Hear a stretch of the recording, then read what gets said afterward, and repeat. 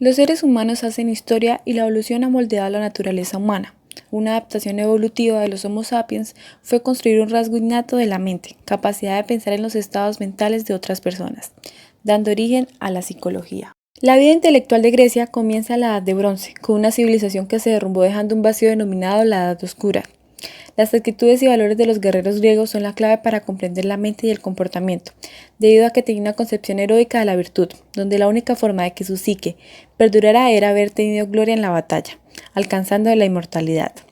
Además del concepto de la psique, atribuían el comportamiento humano a varias entidades que residían en distintas partes del cuerpo, como por ejemplo el timos, que reside en el corazón. En el periodo arcaico surge la polis. Es por esto que los guerreros y los ciudadanos tienen un único fin, servir a su pueblo, donde todos compartieron los mismos pensamientos y no los propios.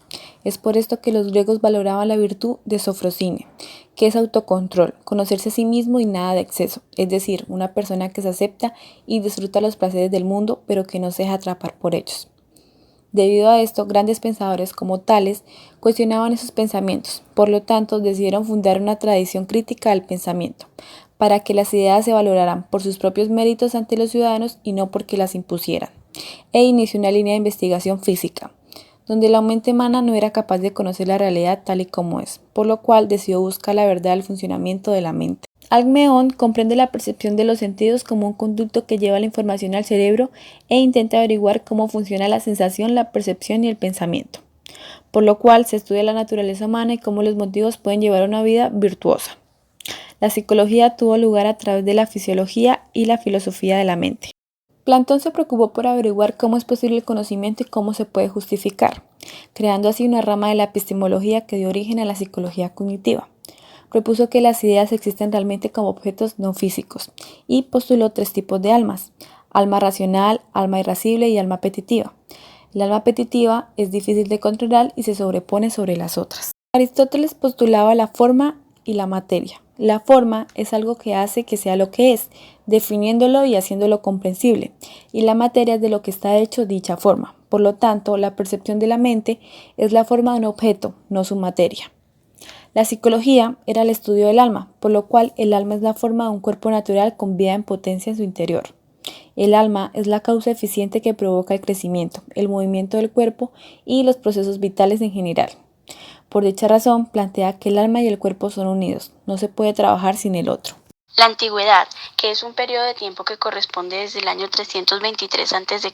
hasta el año 1000 después de Cristo, específicamente los mundos helenístico y romano se sitúan en un contexto en el cual Alejandro Magno, el mayor discípulo de Aristóteles, quiso llevar la cultura griega a las tierras que conquistó, lo que logró posteriormente gracias a la visión práctica del Imperio Romano. Luego de su muerte se intensificó un periodo de grandes cambios sociales, culturales, políticos y económicos. En este mundo de cambios surgen las filosofías terapéuticas de la felicidad. Las personas buscaban una forma de liberarse con el fin de alcanzar la felicidad que denominaron ataraxis, felicidad que podían controlar ellos mismos sin depender de los demás.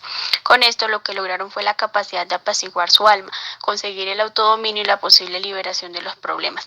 Las 4 filosofías que surgieron fueron epicureísmo, cinismo, escepticismo y estoicismo, cada una con un líder fundador y una serie de características particulares. Se puede decir que estas permitieron al ser humano enfrentarse al mundo cambiante que atravesaba.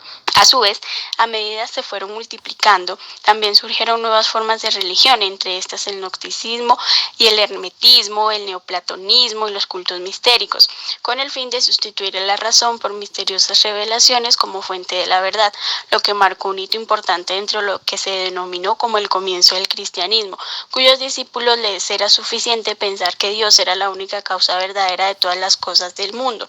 Cuando ocurrió la caída del Imperio Romano, los líderes de la Ilustración y los alemanes mostraron opiniones distantes frente a lo que significó este periodo, opiniones encontradas frente a la esclavitud, ya que esta fue la principal fuente de ingresos económicos para múltiples hacendados a cambio de la dignidad de seres humanos que no poseían un trato adecuado ni un salario mínimo. Luego, en la Antigüedad tardía, desde el año 476 hasta el 1000 se desarrolló la psicología islámica medieval, con un proverbio que podría considerarse como el lema de la psicología tanto de la alta como de la baja Edad Media. Avicena, quien era tanto médica como filósofa y cuyas obras ejercieron una gran influencia en la filosofía y la psicología de la Baja Edad Media, propuso una serie de conceptos que giraron en torno a lo que se denominó como el alma racional. Empezó a concebir la psicología como la ciencia que estudia a la persona individual, no tanto en su colectividad, por lo que se consideró importante conocer las diversas culturas sociales. Se evidenciaron cambios políticos, las personas ya no eran vistas como humanidad, sino como seres únicos. Al psicólogo filósofo le empezó a interesar conceptos como el alma sensitiva, la voluntad, la imaginación, entre otros. A partir de todos los avances sociales del ser humano se enfrentaba a diversas incógnitas, como elegir en un mundo más libre y diverso. La frase que quizá fue la más icónica era "no me juzguen". Entonces empezó a cambiar la concepción del yo, el Dios y el orden social. La antigüedad significó muchos cambios culturales, políticos y económicos, acompañados de avances tecnológicos reflejados en la sociedad. Para cuando se empezó a estudiar la psicología de la conciencia, esta disciplina ya se tomaba como ciencia autónoma, por el último cuarto del siglo XIX. El destino de la psicología científica fue nacer como un híbrido de la fisiología y la filosofía de la mente para luego empezar a denominarse psicología.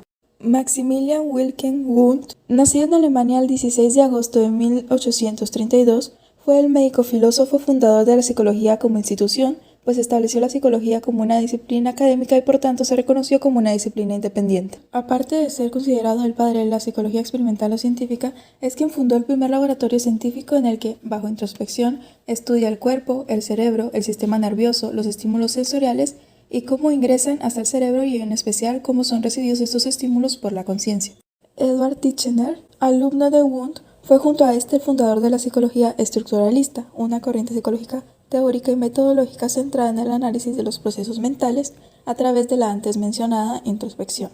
Oswald Koop, también uno de los alumnos de Wundt, establece los fundamentos para un nuevo positivismo científico y de ahí replantea la definición de Wundt de la psicología y su concepto del método introspectivo, además de aplicar métodos experimentales al pensamiento de forma rigurosa.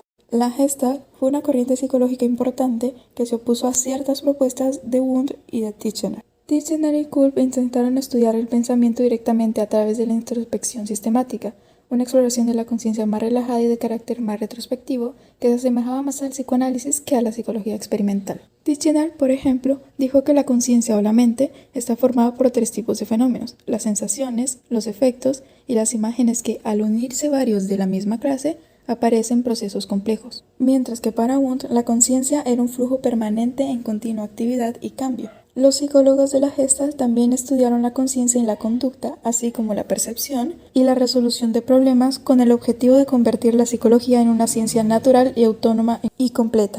Para ese entonces la educación superior en Alemania y el resto de países se reducía a la formación para tres tipos de profesiones: médico, abogado y sacerdote. La tensión entre la formación especializada y la amplia formación espiritual frenaba el crecimiento de la psicología como tal, pues los académicos y los científicos preferían dedicarse a otros estudios técnicos especializados. La psicología se debatía entre su alianza con la ciencia materialista y la esperanza alemana de que el ser humano no fuera solo cerebro, conciencia y conducta. Sin embargo, el desarrollo de esta se vio afectado por los objetivos institucionales debido al conflicto entre los valores de los mandarines y la vida moderna. Además, los filósofos vieron a la psicología como una auténtica intrusión en su tradicional campo de estudio, al tiempo que se convertía en una disciplina más experimental, por lo que en su momento se aliaron para frenar su crecimiento. Durante la Segunda Revolución Industrial, la psicología fue una respuesta a la modernidad, en un papel importante durante esta revolución, cuyo crecimiento aumentó tanto como en la riqueza, como se ve en la siguiente tabla. En la Segunda Guerra Mundial, la llegada del régimen nazi al poder en 1933 destruyó el sistema mandarín y expulsó de Alemania a las mentes más privilegiadas, pero muchos de los psicólogos que se quedaron en el país se adaptaron a ese régimen, incluso llegando a promocionar justificaciones entre comillas científicas para políticas raciales, con frecuencia involucrando el concepto de la Gestalt. La psicología no se recuperó en Alemania hasta la década de 1950. En un entorno de dominio de las ideas estadounidenses. Entonces, entre todo esto, ¿qué pasó con la psicología de la conciencia? Debió morir en algún momento del siglo XX, ya que la psicología actualmente no se define como la ciencia de la conciencia, sino como ciencia de la conducta. Estas teorías psicológicas ya no se enseñan en las universidades, pero fueron una base fundamental para todas las ramas que se ven hoy en día en esta disciplina.